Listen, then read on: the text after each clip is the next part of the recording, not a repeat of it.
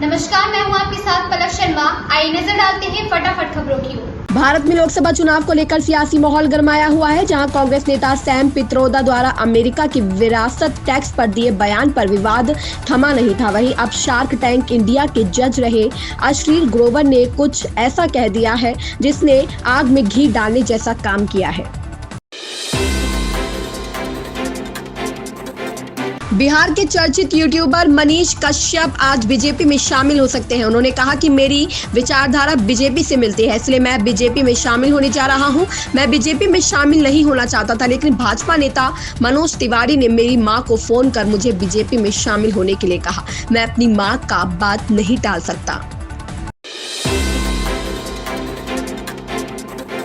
दिल्ली की तिहाड़ जेल में कैदियों के बीच झड़प हो गई। कैदियों ने एक दूसरे पर सुए से हमला किया, जिसमें 4 कैदी घायल हो गए। इस घटना के बाद एक बार फिर आम आदमी पार्टी ने तिहाड़ जेल में मुख्यमंत्री अरविंद केजरीवाल की जान को खतरा बताया है। आम आदमी पार्टी के राज्यसभा सांसद संजय सिंह ने कहा है कि अरविंद केजरीवाल के साथ भी यह लोग ऐसी किसी घटना को अंजाम दिला सकते हैं।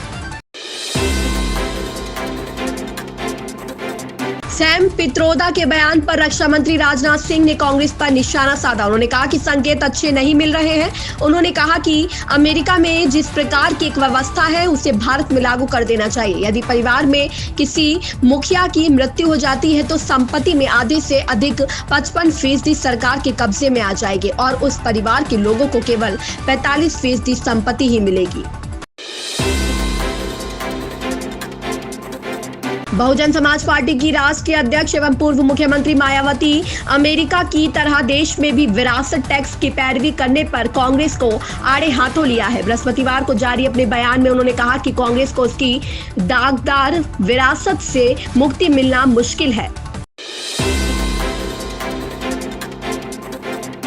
अमेठी में आयोजित एक कार्यक्रम में केंद्रीय मंत्री स्मृति जुबिन ईरानी ने कांग्रेस पर बड़ा आरोप लगाया है। उन्होंने कहा कि मेरे 10 साल के राजनीतिक इतिहास में ऐसा पहली बार हुआ है कि महोना में मेरे कार्यक्रम में राहुल गांधी का एक गुंडा आया। मैं सौगंध खाती हूं कि आने वाले 5 साल में एक भी कांग्रेस का गुंडा अमेठी लोकसभा क्षेत्र में रह नहीं पाएगा।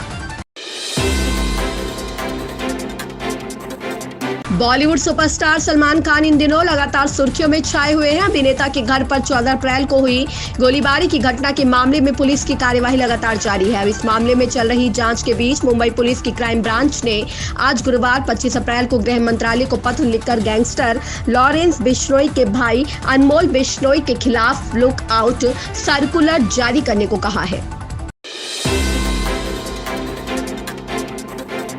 चौथे चरण के लिए 13 मई को होने वाले चुनाव के लिए नामांकन का आज आखिरी दिन है। सपा के राष्ट्रीय अध्यक्ष अखिलेश यादव आज दोपहर 12 बजे कन्नौज संसदीय सीट के लिए अपना नामांकन दाखिल किया। उन्होंने 4 सेट में अपना पत्र दायर किया है। जम्मू लोकसभा सीट पर 26 अप्रैल शुक्रवार को दूसरे चरण में मतदान होने जा रहा है। मतदान सुबह 7 बजे से शुरू होकर शाम 6 बजे तक जारी रहेगा। गुरुवार सुबह से ही पोलिंग बूथ पर पोलिंग पार्टियों के दल पहुंचना शुरू हो गए हैं। ईवीएम व जरूरी कागजात लेकर पोलिंग अधिकारी मतदान केंद्रों के लिए रवाना होना शुरू हो गए हैं।